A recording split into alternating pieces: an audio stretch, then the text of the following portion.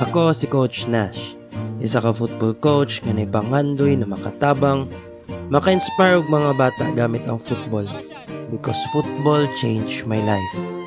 Hi mga bay, kumusta? Mga bay, for today's session gusto ko tang i-share sa inyo. Ito yung football tournament na sinalihan namin last weekend sa Camp Phillips, Bukidnon.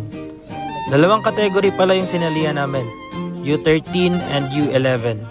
Sa U11, dalawang groups po kami. Sa U13, isa lang. Ang registration pala dito mga bay is 2,000 pesos. And medyo malayo to sa amin mga bay, mga 1 hour and 30 minutes na travel.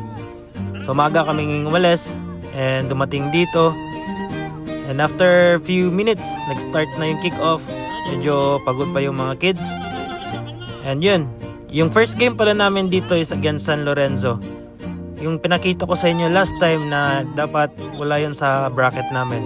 Hindi ko alam kung bakit nagkaganon. Patapos na yung mga games, nalaman namin na yung San Lorenzo pala is hindi namin ka-bracket. So, yun yung questionable dito na hindi nila na-answer kasi we're just following kung ano yung mga announcements nila. So, sana sa mga organizers, sana hindi ito maulit dahil nag-invest ng time, effort, and syempre yung pinaghirapan ng mga kids, isipin din natin. And syempre, kailangan din natin ma-resolve or gawa ng paraan kung ano yung pwede. So, finite namin yun. But unfortunately, wala silang magagawa dahil daw patapos na yung mga games.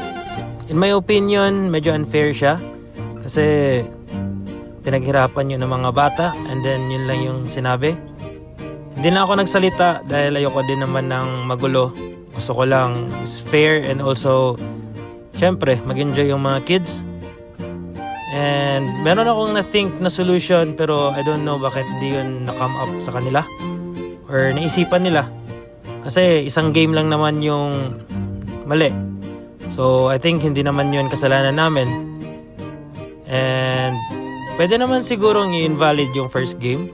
And then nilaro namin yung isang team na dapat andun sa bracket namin para maging fair.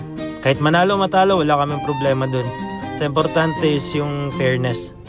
And again, I hope na hindi na ito mauulit sa iba or hindi ito ma-experience sa iba.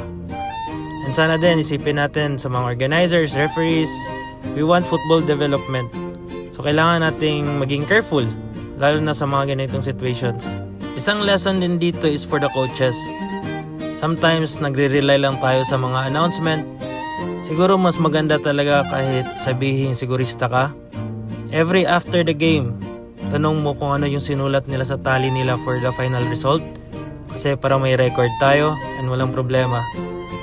And again, maraming salamat sa mga nag-organize and sa parents na sumuporta dito sa LGU Balingasag.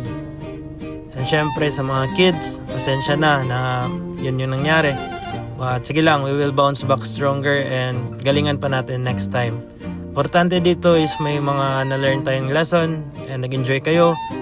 May nag-gain kayong friends. May mga na-learn din kayo inside the pitch and also outside the pitch. So again, mga bay, maraming salamat sa mga sumuporta. Mga nag-comment sa mga videos natin, mga nag-share. Maraming salamat talaga. So ito mga bay, yung sa atin talaga dito is focus tayo sa grassroots development. Again mga bay, hindi ako magsasawang sabihin to. Maraming salamat mga bay and see you next session.